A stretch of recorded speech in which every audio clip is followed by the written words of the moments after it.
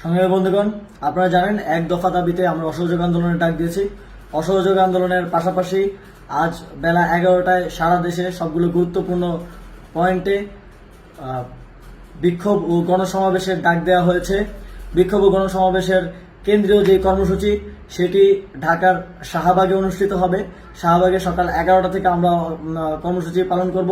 আপনাদের সকলকে শাহবাগে আশেপাশে যারা আছেন সকলকে শাহবাগে উপস্থিত হওয়ার জন্য আহ্বান জানাচ্ছি। এছাড়াও ঢাকার সকল প্রবেশ পথে সংগ্রামী ছাত্র জনতাকে অবস্থান নেওয়ার আহ্বান জানাচ্ছি।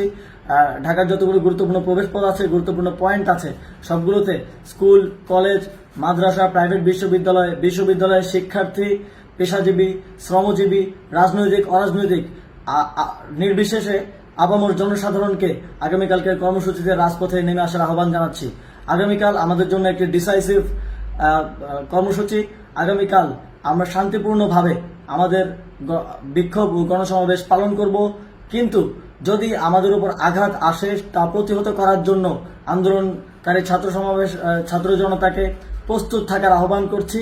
আপনারা সবাই পতাকা নিয়ে আসবেন, বাঁশের লাঠি নিয়ে আসবেন। আমাদের নিরাপত্তার দায়িত্ব আমাদেরকেই নিতে হবে। কোনো সন্ত্রাসী সংগঠনের সন্ত্রাসীরা যাতে আমাদের আন্দোলনের শক্তিকে চ্যালেঞ্জ না করতে পারে সেটি নিশ্চিত করার জন্য আগামীকাল 11টায় সবাই রাজপথে নেমে আসুন।